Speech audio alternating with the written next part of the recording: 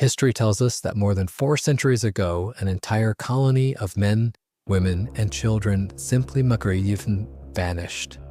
In 1587, over 100 English settlers set foot on the shores of Roanoke Island, ready to build a new life in the New World. 3 years later, when their governor returned, the colony was empty. No bodies, no signs of struggle, just a single word carved into a weathered post. For centuries, historians have called it one of the greatest unsolved mysteries of America's past. But what if it wasn't a mystery at all? What if it was a message, a warning? What if the lost colony was never truly lost, but hidden, covered up, buried beneath layers of lies? And what if I told you that the truth about Roanoke might finally have been found? Before we begin, if you enjoy diving into hidden history, strange legends, and conspiracies that mainstream scholars don't want you to question, make sure to like this video and subscribe to the channel. That way you won't miss the next deep dive into the shadows of the past. Because tonight we are going to pull back the curtain on Roanoke. And by the end, you may never look at this lost colony the same way again. Here's the version of events you probably heard in school, the clean, simplified tale that sits neatly in our history books. In 1587, Sir Walter Raleigh sponsored more than 100 English settlers, men, women, and even children, to establish a permanent colony in the New World. They landed on Roanoke Island, off the coast of what is now North Carolina. But supplies dwindled. Relations with nearby tribes grew tense. So Governor John White sailed back to England for reinforcements and food. Delays kept him there for 3 long years. And when he finally returned in 1590, the settlement was abandoned. No signs of violence, no graves, no clues, save for one. The word Croatoan carved into a post at the edge of the settlement. White believed this meant the colonists had moved to nearby Croatoan Island, home of the friendly Croatan people. But storms and bad luck prevented him from searching. He sailed away. And the mystery was sealed. For centuries, scholars have proposed reasonable explanations: famine, disease, hostile tribes, assimilation, even an ill-fated attempt to sail back to England. Reasonable, but unsatisfying, too simple, too convenient. Because if the story ended there, we wouldn't still be talking about Roanoke more than 400 years later. What if the neat, polished version of history is just the cover story? The official story leaves us with one word: Croatoan. As if that explains everything. But John White's account reveals details that are rarely mentioned, details that make the mystery far stranger. When White returned in 1590, he didn't just find Croatoan carved into a post. He also discovered the letters C-R-O etched into a tree near the entrance of the settlement, as if someone had begun to carve a second message, and then stopped, interrupted, and then there's the missing distress signal. White had given the colonists specific instructions. If they were forced to leave under threat, they should carve a Maltese cross into the wood. But there was no cross, which officially meant they left willingly. But think about that. Would over 100 people, women, children, entire families, simply pack up and vanish without leaving more behind? No supplies buried, no bodies, no clear trail. The strangest clue of all may have been hidden in plain sight. On White's original map of the region, modern researchers discovered a small patch, a piece of paper glued over part of the map. When analyzed centuries later with X-rays, beneath the patch appeared the outline of a fort. 50 miles inland? Why would White, or someone after him, deliberately cover that up? If Roanoke was just a failed colony, why hide evidence of where the settlers might have gone? Unless there was something there someone didn't want us to find. To understand Roanoke's mystery, we need to trace the timeline, not just the disappearance, but the whispers that followed. 1587. The colonists arrive on Roanoke. 1590. John White returns to find the colony deserted.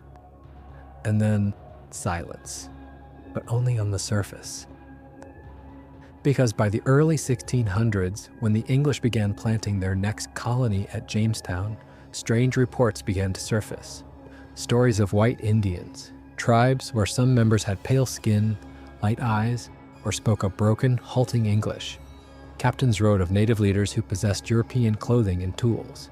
Some even claim to have seen children with distinctly Anglo features playing among native villages. And yet, these accounts were never pursued. They were quietly noted, then brushed aside. The Jamestown settlers had little interest in finding Roanoke, almost as if they had been instructed not to look too closely. Why? If survivors of Roanoke really did assimilate into native tribes, why wouldn't England have embraced them as proof of their claim to the New World? Unless those survivors carried something else with them, something dangerous, something worth hiding. By 1607, Jamestown was the official success story. Roanoke became the failure, an embarrassment to be buried. But rumors persisted, whispered from settlement to settlement.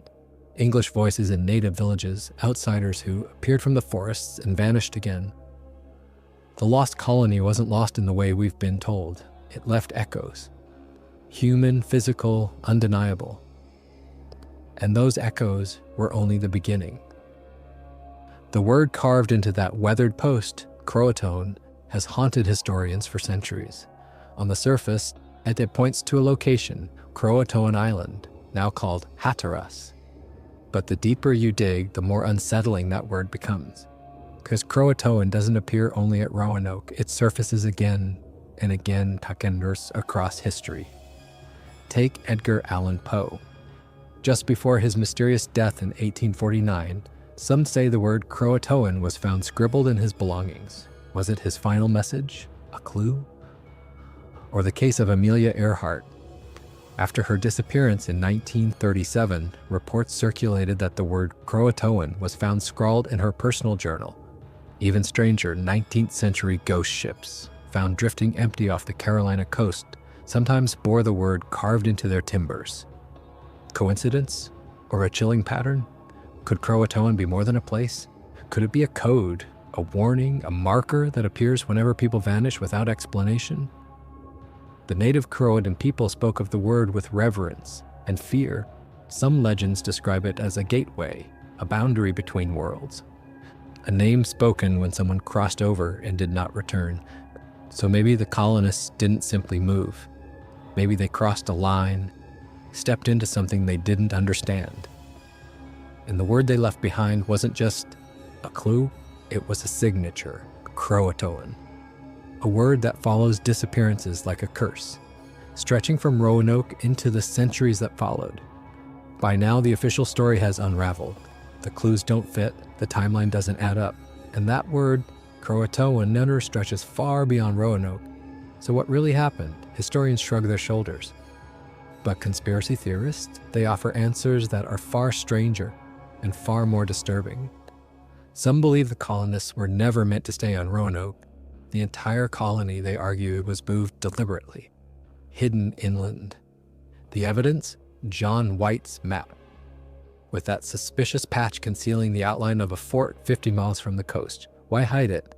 Some say the English crown wanted a secret base, safe from Spanish spies, a hidden foothold in the New World. If true, Roanoke wasn't a failure at all. It was a cover operation. But if that's the case, why erase it from history? What was that hidden base used for? And what might still lie buried beneath those forests? Yes, the colonists may have merged with local tribes, but what if it wasn't voluntary? Early reports of white Indians avoided eye contact, refused to explain their English words, their pale eyes, almost as if they were protecting a secret or hiding a trauma. Modern DNA tests in certain North Carolina families revealed genetic markers tied to the 16th century England. Proof of survival. But if they survived, why was their story buried? Could it be that they carried with them knowledge or a curse that others wanted suppressed? This theory takes us into darker territory. Queen Elizabeth's court was steeped in mysticism. John Dee, mathematician, astrologer, and rumored sorcerer, advised England's explorers. Some believe Roanoke wasn't just a colony, but a ritual, a grand experiment in transformation. Then the word Croatoan may not have been a location at all, but an invocation, a word of power. Did the settlers vanish because they were sacrificed, or because they succeeded in opening a door that was meant to remain closed? Then there's the most outlandish, and yet the hardest to dismiss: total disappearances without bodies. Lights in the sky reported in coastal legends. echoes of abduction stories centuries before the modern UFO phenomenon. What if Roanoke wasn't destroyed, but taken? A mass abduction, the first of its kind in American history. And Croatoan, not a clue, but a tag left behind by something non-human. Each theory sounds wild, but each one explains the one thing official history cannot: how more than 100 souls simply vanished. And the deeper you go, the more it seems that Roanoke wasn't a failure. It was a secret. For centuries, the mystery of Roanoke has been treated like a puzzle with no solution, a curiosity, a ghost story for history books.